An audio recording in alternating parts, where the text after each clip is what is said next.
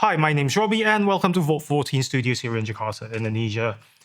Today, I want to talk about the 1960s, a period of time when lens manufacturers was in a speed war of sorts, with Canon making the 50mm Dream Lens f/0.95, Nikon making the 58mm Noct, and Zeiss, even though they said that the speed war was pointless, they actually made the fastest one of all, the 50mm f/0.7 that Stanley Kubrick used to film his movie lit entirely by candlelight.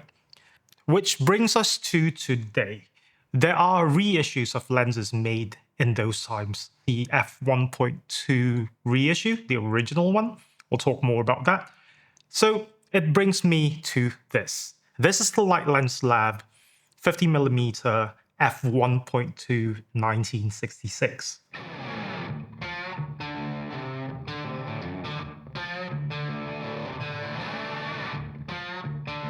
This is currently Light Lens Lab's flagship product. It's the most expensive one, coming in at about $2,700, $2,900-ish. It's not cheap, but let me tell you why it's that expensive and why you might want to go for it. So Joel Camera here in Jakarta, Indonesia was kind enough to send it to me for review. But what he didn't expect was for me to develop an unhealthy obsession with it, which makes Gollum's obsession with the ring look like a casual fling. So, mate, if you're listening, you're not getting it back. You're not getting this lens back. If you want it back, you'll have to pry it from a cold, dead hand, and even then I'll haunt you forever whispering 1966 in your ears. This is an homage lens. It's paying tribute to Leica's original Noctilux made in the 60s. It's a 50mm f1.2. Light Lens Lab has made some changes to it. Some I like, some I wouldn't actually agree on, and I also wish that they made some improvements. So let's talk about this lens. As usual, we'll start with build quality. So Light Lens Lab's decision to make this completely out of brass is a double-edged sword. On one hand, it makes the lens feel very, very solid, but on the other, it makes it a little bit heavy. I wouldn't say a little bit heavy, it is very heavy if you compare it to other lenses on the Leica M lineup. I held the titanium version in my hands. By the way, it comes in 3 colors. It comes in black, chrome, and titanium.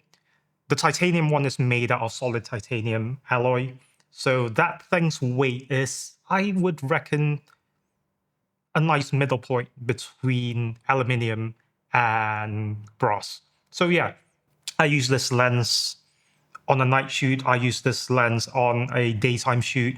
After a while, it got really tiring. It didn't get painful, but then yeah, it certainly got a bit tiring.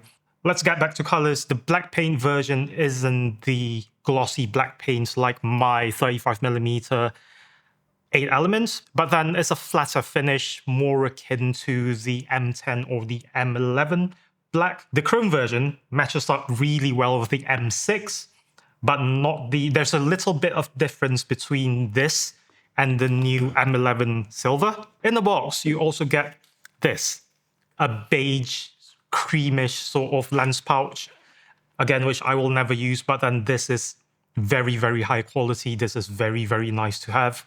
I wish that some other lens manufacturers, Voigtlander, come on, just give us one. In the package is also this lens hood, this giant lens hood. Now this thing, I wish it came with a pouch because there's a UV filter in it. I don't know if you can see it. Probably good reason to shoot B-roll. Yeah, there's a UV filter built into the lens hood. I don't know if it's removable. I'll have to ask Light Lens Lab. And also, this is really strange.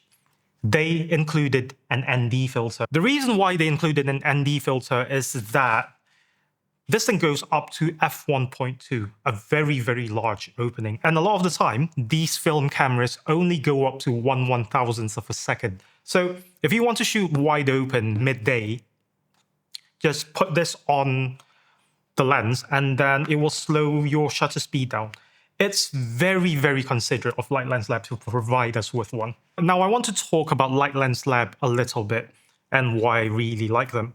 Unlike other lens manufacturers, these guys don't just create something that looks similar to the products that they are inspired by and make everything out with modern technology and then call it a day. It's just different. Well, Light Lens Lab decided to start from scratch, and Light Lens Lab replicated everything. When I say everything, I mean every single thing. I've seen footage online where they were casting the glass, which just blows my mind. So this is a perfect replica of a lens that will set you back about $50,000 to $70,000, and I've even heard about $100,000 for something that is in pristine condition. Now moving on to the image quality. These are the pictures that I took during the day. It is not the sharpest lens, again, not the cleanest bokeh. Look somewhere else if you're looking for that. But then, again, vintage vibes. It's a recurring theme with me, isn't it? I like vintage lenses. I like lenses with character. I don't really like lenses that are too modern and clinical. There is an incredible amount of depth. There is this sort of 3D pop that I can't really describe, something that I've only seen on my GFX 100 back when I was shooting it. Now, in terms of sharpness, wide open is not very sharp, but then I've also taken some pictures top down. This is at f4, this is at f8. As you can see, this lens transforms into some sort of a sharp modern lens, which is really strange to me. I think that as far as colors go, now this threw me off for a little bit because, as you can see, the lens coating is a bit yellow. So in my mind, I've always thought that this lens would render everything a bit yellowish. I'm wrong. It somehow renders everything colder than usual. I've asked someone that has used the original, and they have also said that, yeah, it's the same thing. The old lens, the original lens also took colder pictures. Now, I was fortunate enough to take a portrait of this old lady with this lens. This is at minimum focus distance, and you can look at the bokeh, but this is how the lens flares. I can't really say a lot about this lens other than the fact that it's inspiring me to go out and shoot. And I think that's a lot more important than image quality. Does it have as much character as the SP2? No. The SP2 has its time and place. Now, what do you not like about the lens, Robbie? A few things, just some minor complaints. I've mentioned the weight. I wish it was lighter. I would actually consider buying the aluminium version, which is quite uncharacteristic of me because I want something, I always want something solid if I'm buying Leica products. I don't like the minimum focus of 1 meter. I wish it was 0.7. I might be asking for too much. I don't like the fact that if you put the lens hood on, you can't use another lens cap. You can't put a lens cap over this. Oh, by the way, this is how the lens looks with the lens hood on. It's quite big, but then it's a Noctilux, so what are you going to do about it? And then this is how it looks like on my black Leica MP. And there's something else which has got something to do with its weight. It makes the whole camera front heavy, so it doesn't lay flat. It just lays on the lens. But yeah, that's it. Right, if you found this video helpful, give me a like and possibly a subscribe. See you in the next one.